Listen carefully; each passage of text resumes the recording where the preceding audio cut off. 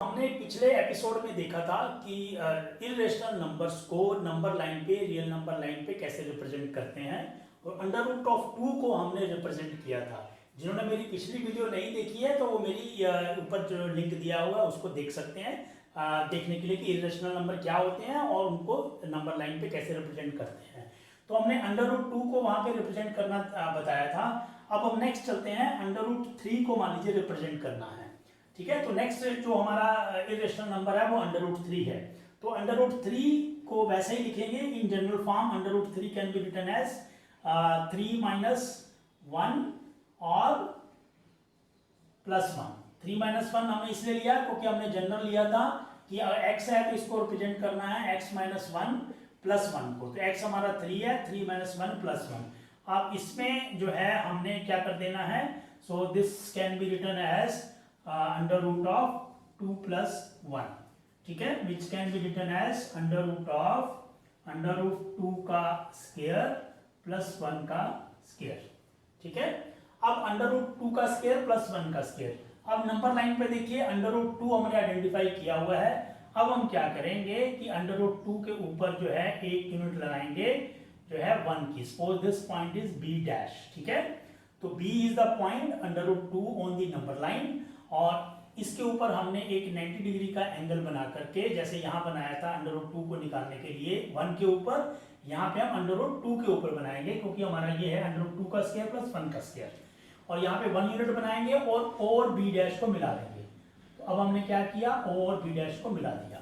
तो अब इससे हमारा जो ओ बी डैश आ जाएगा, सो इससे हमारा जो ओ बी डैश जो है वो क्या आ जाएगा, अंडर रूट 2 का स्क्वायर प्लस 1 का स्क्वायर। ठीक है ना, and under root this is equal to 2 plus 1 under root which is equal to under root of 3। यही हमें चाहिए था। तो ये आ गया अंडर रूट 3। अच्छा, अंडर रूट 3 भी आपको मालूम है, जो मैंने पिछली वीडियो में बताया था कि कैसे पता लगाना है कि अंडर रूट 3 किन दो डिजिट्स के बीच में आता है। तो अंडर रूट 3 भी जो आपको 1 और 2 के डिजिट में आता है, तो ये भी पॉइंट जो है आप यहीं से वैसे ही कंपास रखेंगे यहाँ पर और इसको जो है एक आर्क हम लगा देंगे इस प्रकार से, so that this arc cuts the number line at some point. ठीक है ना, सो ओ बी यानी कि ओ, इसको हम ओ सी मान लें।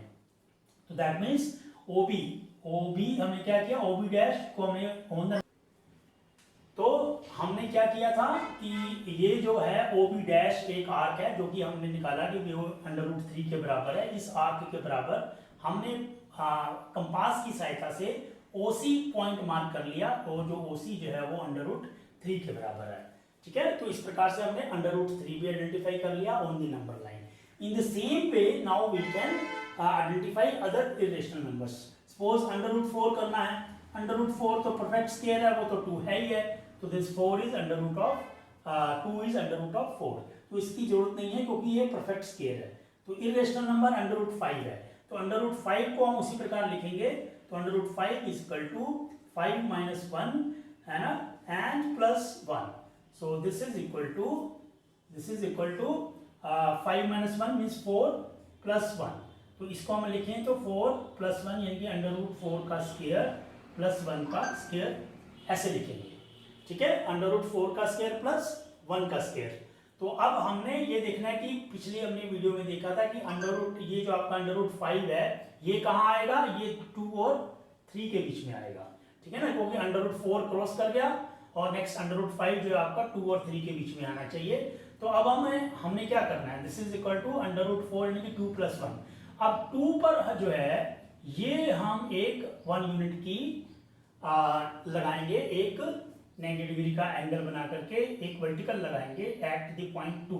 ठीक है, और फिर जो है इसको हम O और इस पॉइंट को मार्क कर लेंगे। सपोज ये पॉइंट D है, इसको मार्क कर सकते हैं D डैश, तो इस O को D डैश से मिला देंगे। So this will be equal to under root of 5 जो कि इसमें हमारा आ रहा है OD dash which is equal to, ठीक है ना, विच इज इक्वल टू, अब इसी में हमने जो है कंपास से एक आर्क OD के बराबर लेकर के हमने मार्क कर लेनी है ऑन दिस पॉइंट, और ये आपका मान लीजिए आ गया पॉइंट E। तो OD dash equal to OE। ठीक है ना, तो ये पॉइंट E आ गया हमारे pass on the number line. which is equal to under root of 5. Clear? So this is way you can continue, जितने भी नंबर्स हैं आपको सेम मेथड से कंटिन्यू करके आप जो है नंबर लाइन पे इरेशनल नंबर्स को रिप्रेजेंट कर सकते हैं। तो square root representation of the number line, उसको हमने देखा कैसे रिप्रेजेंट करते हैं। तो अब हम आपको बताएंगे एक बड़ा ब्यूटीफुल स्ट्रक्चर बनता है अगर इसी प्रकार से हम जो है स्क्वायर रूट को एक नंबर लाइन की, एक लाइन की या ग्राफ की तरह रिप्रेजेंट करते रहें तो वो एक स्पाइरल की शेप बन जाती है। तो ये आपकी जो है क्लासरूम एक्टिविटी भी है जो कि आपकी सीबीएसई की क्लास 9 की चैप्टर 1 की बुक पे भी दिया हुआ है। देखते हैं कि स्पाइरल क्या होता है, उसको कैसे बनाते हैं। तो हमने क्या करना है, सबसे पहले तो है एक जो है 1 यूनिट के बराबर हमने कोई एक लाइन लेनी है, सपोज ये ए और बी है ना, और इसके ऊपर बी के ऊपर एक हमने 90 डिग्री का एंगल बनाना है और हमने एक पॉइंट ले लेना है सी। तो बी सी जो है ये भी 1 यूनिट के बराबर है और इन दोनों को हमने मिला देना है। ठीक है, तो हमें मालूम है कि ये ए सी इक्वल टू अंडर रूट 2 बनता है। अब अगर हम जो है इसके ऊपर 90 डिग्री का एंगल बनाएं ऐसे, तो ऐसे एक 90 डिग्री का एंगल बनाएं और इसको 1 यूनिट के बराबर लें और इसको पॉइंट को मार्क कर दें डी और ए को मिला दें अगर, तो ये हमारा ए डी जो है अंडर रूट 3 के बराबर आता है, क्योंकि अंडर रूट 2 का स्क्वायर प्लस अंडर रूट 1 का square equal to under root 3 का स्क्वायर। ऐसे ही अगर हम इसको कंटिन्यू करें, यानी कि अब यहाँ पे अगर हम 90 डिग्री का एंगल बनाएं ऐसे, ठीक है ना, और इसको 1 यूनिट के बराबर लें और इस पॉइंट को हम ई मार्क करें और ई और ए को अगर मिला दें तो ये ए ई जो है ये अंडर रूट जो है आपका किसके बराबर आ जाएगा, अंडर रूट 4 के बराबर आ जाएगा। ठीक है ना, अंडर रूट 3 का स्क्वायर प्लस अंडर रूट इसकी यूनिट जो है 2 के बराबर आ जाएगी लेंथ। ऐसे ही नेक्स्ट में अगर हम यहाँ पर एक 90 डिग्री का एंगल बनाएं और ये इसको 1 के बराबर लें और इसके बाद ए और इसको पॉइंट को एफ मार्क कर दें, ए और एफ को मिला दें, तो ये आपका पॉइंट आ जाएगा अंडर रूट ऑफ 5। ऐसे ही अब हमारा नेक्स्ट स्टेप में यहाँ पे 90 डिग्री का एंगल बनाएंगे और इसको हम लेंगे एफ को जी, एफ जी जो है आपने 1 के बराबर ले लिया और जी को अगर ए से मिला देंगे तो ये बन जाएगा अंडर रूट ऑफ 6। ऐसे ही अब हम इसके ऊपर एक 90 डिग्री, जी के ऊपर 90 डिग्री का एंगल बनाएंगे, इसको एच ले लो, जी एच हमने 1 के बराबर ले लिया और एच और ए को मिला देंगे, तो एच ए किसके बराबर आ जाएगा, अंडर रूट ऑफ 7। तो ये एक स्पाइरल बनता चला जा रहा है। ऐसे आप देखिए, अब यहाँ पर एक और 90 डिग्री का एंगल बनाएं ऐसे और इसको 1 के बराबर लें और इसको आई मार्क कर दें, ए और आई को मिला दें, तो आपका ए आई जो है अंडर रूट ए बन जाएगा।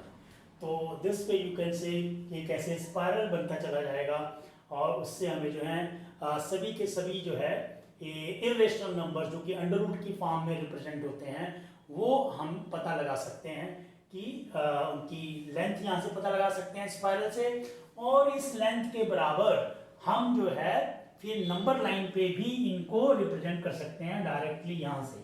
यानी कि स्पाइरल से अगर हमने नंबर लाइन पे रिप्रेजेंट करना है कि ये नंबर कैसे हैं, तो हम डायरेक्टली जो है ये देखते हुए कि ये नंबर जो है कहाँ पे लाई करता है ना, अंडर रूट ये जो है 1 और 2 के बीच में लाई करते हैं, है ना, 1 और 2 के बीच में लाई करते हैं, और ये तो आपका जो है अंडर रूट 4 तो 2 ही है, फिर ये 5, 6, 7, ठीक है ना, और 8 ये किसके बीच में लाई करते हैं, ये आपके 2 और 3 के बीच में लाई करते हैं। ऐसे नेक्स्ट आने वाले नंबर जो हैं 3 और 4 के बीच में लाई करेंगे, जैसा हमने पिछली वीडियो में बताया था।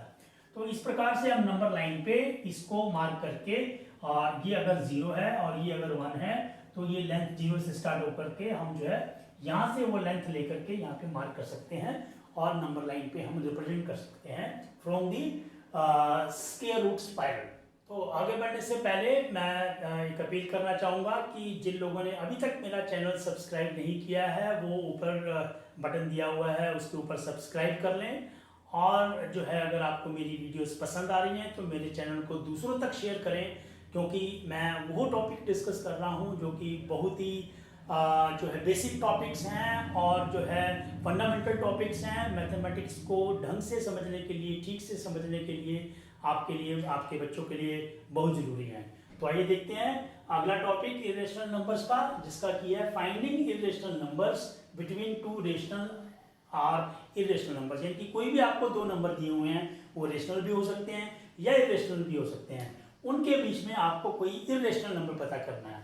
तो बड़ा इजी है। सपोज आपके पास मैं कोई एक नंबर ले लेता हूँ 1/2, फॉर एग्जांपल 1/2 है, जिसको कि हम 0.5 भी लिख सकते हैं। और दूसरा आप नंबर ले लीजिए 1/3, ठीक है। तो 1/3 कैन बी रिटन एज 0.333, यानी कि इट इज इक्वल टू 0.3 बार। अब इन दोनों के बीच में हमने कोई एक इरेशनल नंबर लगाना है। तो पहली बात जो है, इन दोनों के बीच में हमने देखा कि 0.5 जो है वो आपका बड़ा है 0.3 से। तो यानी कि हम ये कहेंगे कि अगर मान लीजिए नंबर लाइन पे ये आपका 0.3 बार है और ये आपका 0.5 है, तो इसके बीच में कोई आपको नंबर लेना है तो हम कुछ भी ले सकते हैं, है ना। लाइक यानी कि आपको नंबर लेना है, सपोज x वो नंबर है जो कि बड़ा होना चाहिए 0.3 बार से और छोटा होना चाहिए 0.5 से। यही नंबर है x जो कि हमने 0.3 बार और 0.5 के बीच में लेना है। तो कुछ भी ले सकते हैं। सपोज हमने ले लिया कि 0.34691234867। हमने क्या करना है, बस इस नंबर्स को डिजिट्स के बाद ना तो एंड करना है और ना ही कोई सेट रिपीट करना है। तो हमने वैसा ही किया है, कोई भी नंबर या कोई सेट रिपीट नहीं हो रहा है। तो ये जो नंबर है ये इरेशनल नंबर है और ये नंबर इन दो नंबर्स के बीच में लाई करता है, तो हमने उसको रिप्रेजेंट कर दिया। ऐसे ही मान लो आपको ये एक इरेशनल नंबर है, इसके और जो है आपको 0.3 के बीच में एक और भी करना हो, तो यानी कि जो इससे बड़ा हो और इससे छोटा हो, तो कैसे कर सकते हैं 0.3, है ना। जैसे जैसे हम नंबर को चेंज करते जाएंगे आपको बड़ा छोटा पता चल जाएगा। 4 तक तो ये बराबर है, इससे बड़ा होना चाहिए 6 की जगह हमने 7 ले लिया। 7 1 2 3, आप कुछ भी नंबर आगे रैंडमली लिखते रहिए तो आपको जो है एक और नंबर मिल जाएगा जो कि हमारे पास, सपोज ये आपका नंबर ऐसे है जो कि आपका ये मान लो x लिया था हमने, ये वाला ये x नंबर है और y हमने ले लिया जो कि इससे बड़ा है कि y is greater than x, ठीक है ना, but it is less than 0.5। तो यहां पर कहीं आएगा ये, तो ये आपको कोई भी नंबर मिल जाएगा। एक मैं आपको यहाँ पे बड़ी इंपॉर्टेंट बात बताना चाह रहा हूँ कि representation of the number line, अगर आपका नंबर जो है जो इरेशनल नंबर, अगर आपका इरेशनल नंबर अंडर रूट की फॉर्म में दिया गया है, यानी कि under root of some number, तभी आप उसको नंबर लाइन में रिप्रेजेंट कर पाएंगे। अगर वो नंबर जो है इस तरीके से डेसिमल फॉर्म में, जो कि आपको मालूम है कि ये तो एंडलेस है, यानी कि उसको कहाँ खत्म हो रहा है हमें कोई पता नहीं है।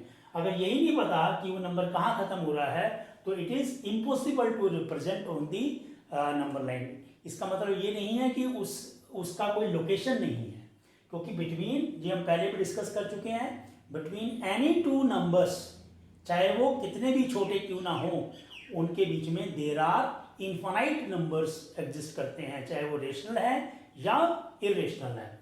ऐसे ही जो है इन दो नंबर्स के बीच में भी, ये देखिए कितने छोटे नंबर्स हैं, है ना, इन दोनों का डिफरेंस बहुत छोटा है, बट स्टिल इन दो नंबर्स के बीच में देयर आर इनफाइनाइट नंबर्स जो एग्जिस्ट करते हैं। तो सभी नंबर्स का, चाहे वो रेशनल है या इरेशनल है ना, उनका कोई ना कोई लोकेशन है। इट इज इममटेरियल कि हम लोग जो हैं, अगर वो इस तरीके से इरेशनल नंबर रिप्रेजेंट होते हैं तो हम उनको नंबर लाइन पे कोई जो है लोकेट नहीं कर सकते, क्योंकि उसका हमें एंडलेस है, उसका हमें एग्जैक्ट लोकेशन का पॉइंट नहीं पता लग सकता। हाँ, अगर √2 √3 इस फॉर्म में दिए हैं तो वो हम कर सकते हैं, जो हमने पिछले लेक्चर में किया है, बताया है।